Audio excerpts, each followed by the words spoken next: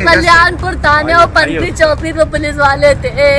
पूछा तो भैया तो पैसा मेरे पेट में बहुत तेज से दर्द हो रहा है, तो हमने को भैया पुलिस वालों ने मारा, तो वो मुझे नहीं मार बेटा। नमस्कार, आप देख रहे हैं दी कंटाप, मैं हूं प्रफुल्ल। कहते हैं कि जब रक्षक ही भक्षक बन जाए तो फिर आप किससे अपनी जान की दुहाई मांगेंगे। कहते हैं कि जब एक राजा, एक शहंशाह जब क्रूर हो जाए या खामोशी इख्तियार कर ले तो फिर किससे जनता उम्मीद करेगी, किससे जनता उम्मीद रखेगी कि वो उसकी सुरक्षा की जिम्मेदारी लेगा। जब राजा अपना कर्तव्य भूल जाए कि एक राजा का कर्तव्य क्या होता है, तो फिर जनता कहाँ जाएगी, किससे उम्मीद लगाएगी कि अब हमारी रक्षा कौन करेगा, किसके भरोसे बैठेगी। यानी अब तो भगवान भरोसा ही है कि जनता की हिफाजत भगवान ही करेगा।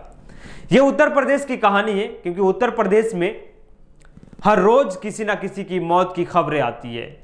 हर रोज सुनने को मिलता है कि आज फलाने जगह का युवक पुलिस का शिकार हो गया, कल फिर से एक युवक पुलिस का शिकार हुआ है। इस बार कोई अल्ताफ नहीं हुआ है, इस बार कोई फैजान नहीं हुआ है, इस बार कोई मोइन भी नहीं हुआ है, बल्कि इस बार जो शख्स पुलिस का शिकार हुआ दरअसल वो जितेंद्र नाम का शख्स था। इस बार जितेंद्र की हत्या हुई है। इससे पहले भी आपको बता दें, गोरखपुर में मनीष गुप्ता की हत्या हुई थी। पुलिस ने उसे पीट पीट कर मार दिया था। उत्तर प्रदेश में पुलिस के हाथों या पुलिस की पिटाई की वजह से कई लोगों की मौत हो गई है। कासगंज का, आगरा का, या आजमगढ़ का, या गोरखपुर का, ऐसे कई घटनाएं हैं जहां पे पुलिस का क्रूर रूप देखने को मिला है।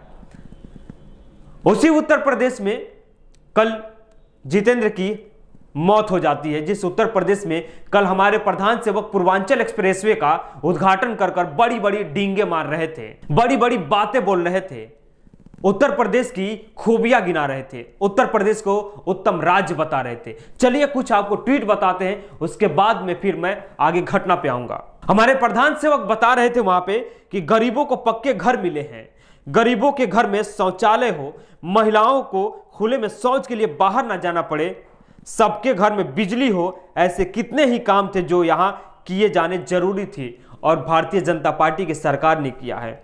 लेकिन मुझे बहुत पीड़ा है कि तब यूपी में जो सरकार थी उसने मेरा साथ नहीं दिया था। उसके बाद में दूसरा भी सुनिए। कौन भूल सकता है कि पहले यूपी में पहले कितनी बिजली कटौती होती थी। शमशान और कब्रिस्तान और दीपावली आपको याद होगा, और ईद भी याद होगा कि ईद के दिन लाइट होती थी, दीपावली के दिन ईद बिजली कट कर दी जाती थी। खैर, कौन भूल सकता है कि यूपी में कानून व्यवस्था की हालत क्या थी। कौन भूल सकता है कि कानून व्यवस्था की हालत यूपी में क्या थी। अंदाजा लगाइए, इससे बदतर तो नहीं थी, इससे ज्यादा पुलिस क्रूर तो नहीं थी, इससे ज्यादा हवालात में युवकों की या किसी इंसान की मौत तो नहीं होती थी, इससे ज्यादा बेखौफ और गुंडई पे पुलिस तो नहीं उतर के आई थी, इससे ज्यादा वर्दी पे लगे सितारों की चमक नहीं बल्कि गुंडई की खनक तो सुनाई नहीं देती थी, इससे ज्यादा तो पुलिस किसी को जबरन उठाकर जेलों में, हवालातों में अंदर तो नहीं डालती थी, मनगढ़ंत कहानियां तो नहीं रची जाती थी, यह तो आपको भी पता है। खैर, उसके बाद आते हैं, यूपी में तो हालात ऐसे बना दिए थे कि यहां सड़कों पर राह नहीं होती थी, रहजनी होती थी।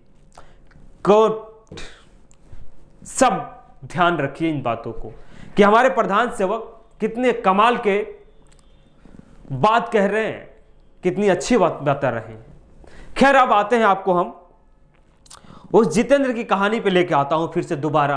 उत्तर प्रदेश में कानपुर की घटना है, मामला कल्याणपुर का है। पुलिस ने दीपावली के दिन 12 लाख की चोरी के शक में उस युवक को गिरफ्तार किया था।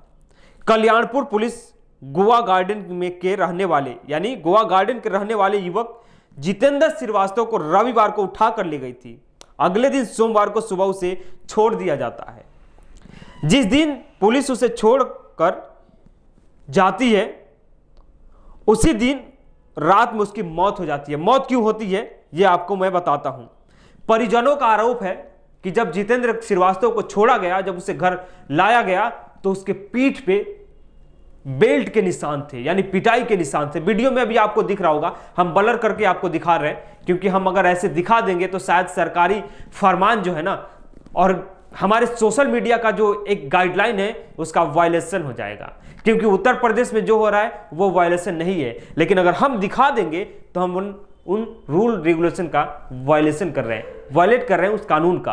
तो हम ब्लर करके दिखा रहे हैं, लेकिन आप समझिए उसके पीठ पे बेल्ट के निशान थे, पिटाई की गई थी, उसकी हालत नाजुक हो गई, उसको अस्पताल ले जाया गया, लेकिन उसकी जान नहीं बची बल्कि वो मौत को चूम लिया। इससे पहले अल्ताफ की भी कहानी आपने सुना होगा कि 2 फुट की टूटी में अल्ताफ फांसी लगा लेता है। आगरा में एक सफाई कर्मी को उठा के चोरी के शक में ले जाया जाता है, उससे भी पीट पीट के मौत के घाट उतार दिया जाता है। यह उसी उत्तर प्रदेश की कहानी है जहां हमारे प्रधान सेवक कल जाकर डिंगे मार रहे थे, बड़ी बड़ी बातें कह रहे थे। उसकी बहन की वीडियो सुनिए, जब प्रधान सेवक बोल रहे हैं कि शौचालय हो हर घर में, उसकी बहन अपनी वीडियो में बोल रही कि हमारे घर में शौचालय भी नहीं है।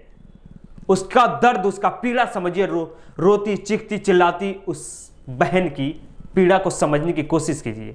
भैया पीछे मकान बना हुआ यश भाई दीक्षित, और यश भाई दीक्षित उन्होंने मेरे भाई को, हम लोग नहाते वाते थे, मेरे घर में लैट्रिन बाथरूम नहीं बना है। सर है कि आप बनाती हैं, वो वीडियो बनाते थे। कल्याणपुर थाने और पंथी चौकी पे पुलिस वाले थे, पनकी रोड चौकी। जी जी जी।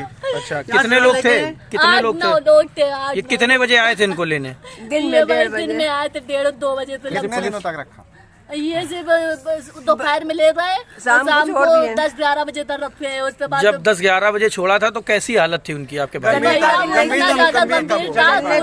घर मेरा बच्चा मरा आया है, जिंदा नहीं आया है, भैया वो नहीं बोल पा रहा में जाओगे तो लंबे से डाल देंगे। बहुत डर लग रहा है। क्या नाम था? उसका अमित कुमार सहायक चौकी इंचार्ज और सुनील कुमार, चंजीत सिंह, ये सब पुलिस वाले थे। अच्छा, हाँ सर। तो जब वो आपके पास छोड़ गए तो क्या कहा पुलिस वालों ने? मेरे पास छोड़ नहीं रहे थे, हमको फोन पे बुलाया था कि अपने भाई को ले जाओ। जब वहाँ गए तो क्या हुआ?